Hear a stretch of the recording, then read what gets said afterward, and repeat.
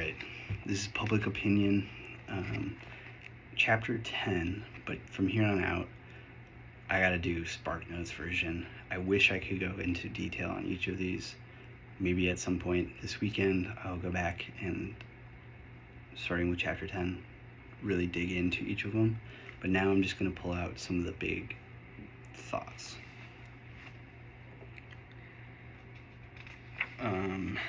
So the detection of stereotypes is this chapter.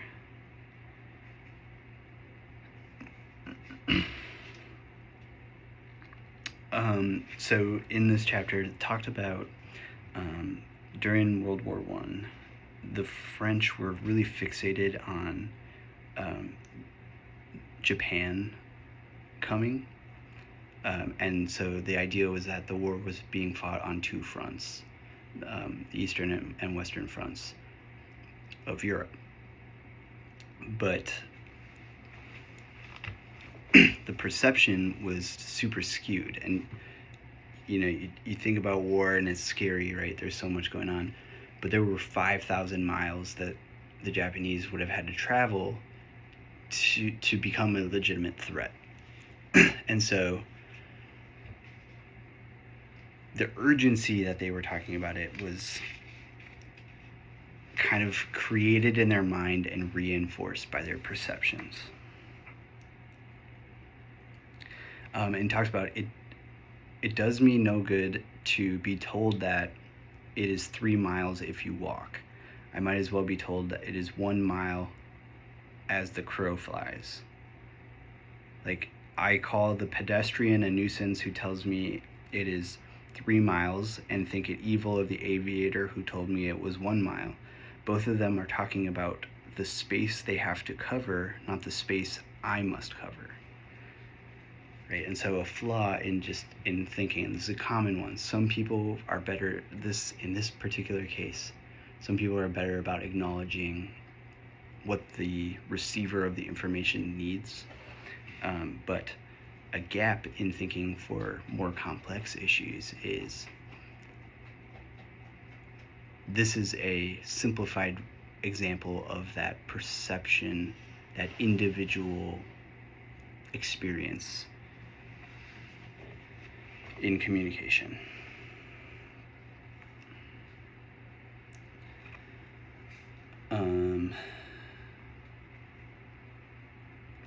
And so this chapter was very interesting, right? And it's about recognizing stereotypes. Space and time represent huge stereotype warning signs. We're not good at accounting for space and time.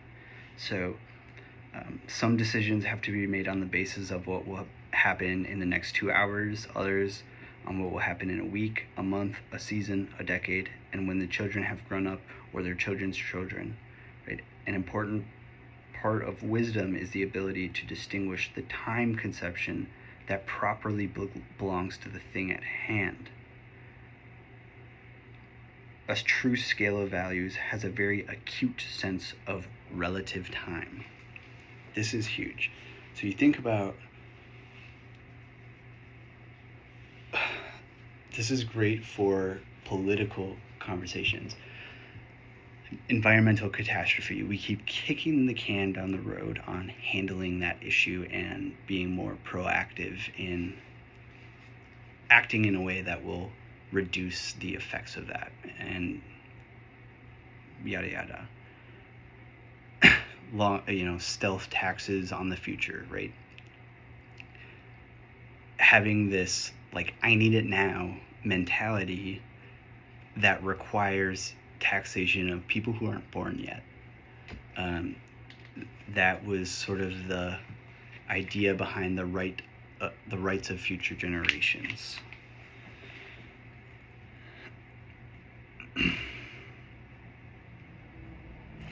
And actually, I'm going to note right there, the rights of future generations. Look into that. That's a real thing. And in U.S. history, I think it's relative. Like, so I'm wondering if Lippmann, who became a contributor or a voice in the White House for a couple different presidents during his time. So I wonder if his impact on those presidents resulted in that rights to future generations.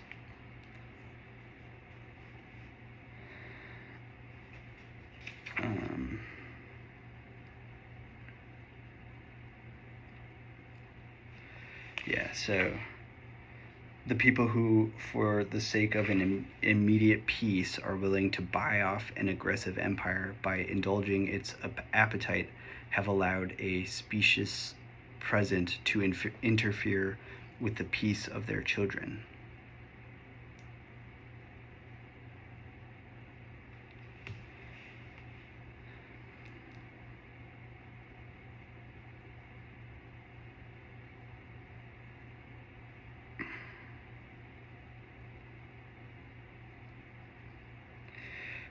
Yeah, and then a great so we talk about posterity. All future generations of people is posterity, right? And this relative time aspect. So let us imagine a contract between a city and a trolley car company. The company says that it will not invest its capital unless it is granted a monopoly of the main highway for 99 years. In the minds of men who make that demand, 99 years is so long as to mean forever. That's an entire lifetime, right? But suppose there is a reason to think that then it is a most unwise contract to make, for you are virtually condemning a future generation to inferior transportation, assuming that something better comes. Right? No city official and no company official has a sense of real time when he talks about 99 years. That's an entire life. Like that's a life. And so this made me think of the J.P. Morgan monopoly on Chicago parking meters, which was like a 75-year contract. Same exact situation, right? And happened, 70 years after he talked about this. It's just crazy. So an entire generation is going to have to live with that consequence. They're going to have to feel the pains of parking here on top of the other issues, but I digress.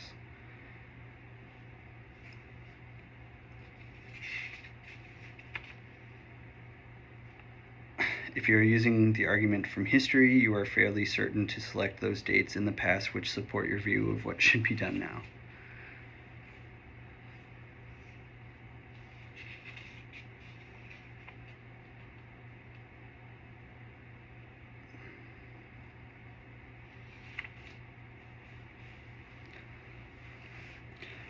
And then he talks about certain communities have reached a stage of development where their independence can be provisionally recognized, subject to advice and assistance, until such a time as they are able to stand alone.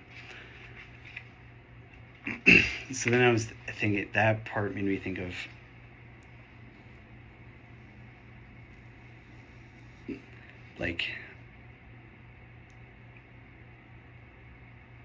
once that community stands alone, right, your perspective on how to operate or interact with it changes, or it should, right?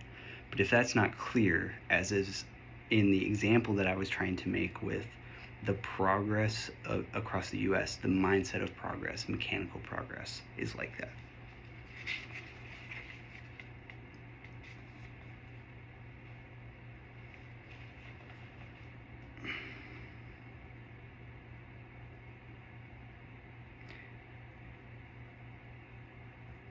A great deal of confusion arises when people decline to classify themselves as we have classified them. That's a big thing today. We're obsessed with classifying people today by generation, by race, sex, whatever.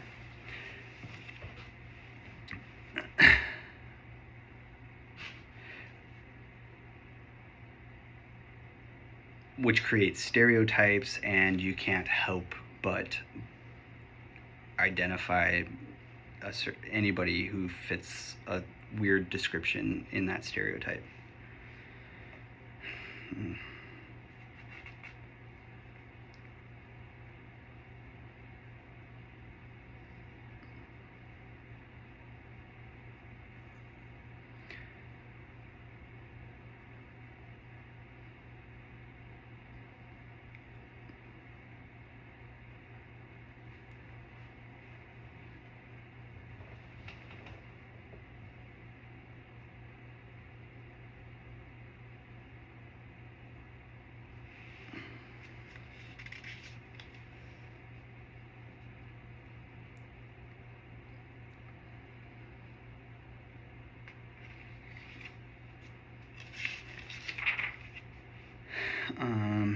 At chapter 11, the enlisting of interest.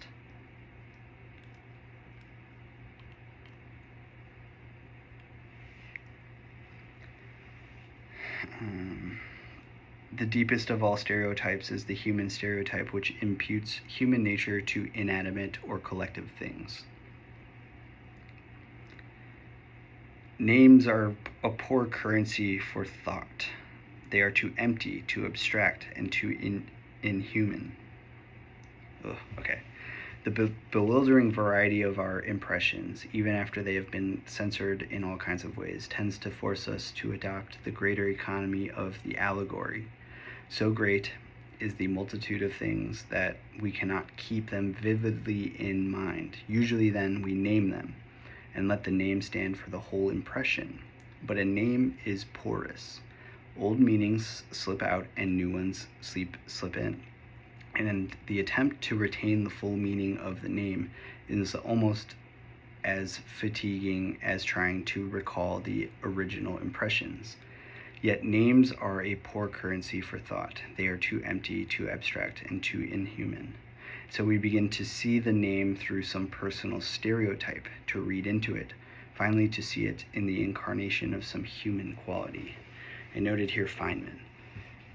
And I'm actually starting to understand the value of his approach to learning. And what is that? The blank Newtonian method of thought. Like, once you name it, the name is reductive. The name represents the entirety of this whole thing. So like a dog does not accurately describe what Arthur is. Even like a white German Shepherd doesn't totally accurately represent that. That's a poor example, but by the naming of things, we have certain stereotypes around the name. It's easier to generalize them rather than to look at the functions, how they operate, or things like that. So it's interesting, and sort of the argument made by Lippmann, and of course by Feynman too, is don't concern yourself with the name. And first of all, it's a great way to learn stuff, because you learn deeply to the core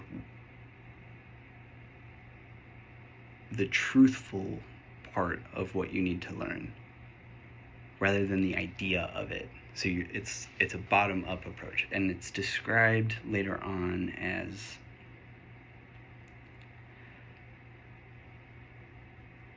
we can deduce. It's something like, part of our culture is we're good at deducing from premises, but not great at forming premises. So the non-naming approach is like the formation of premises, rather than the deduction from a premise.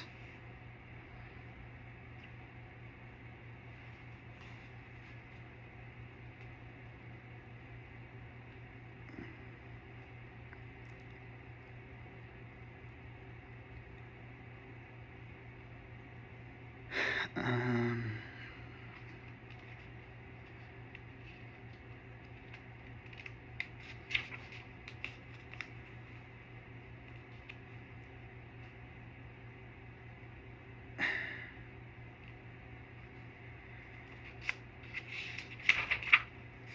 and just like mentioned, yeah, so intuition was mentioned, and it's inferior to this other approach because while it does adequately represent human emotion, it doesn't kind of deal with the spatial and time common experience. 107. Okay.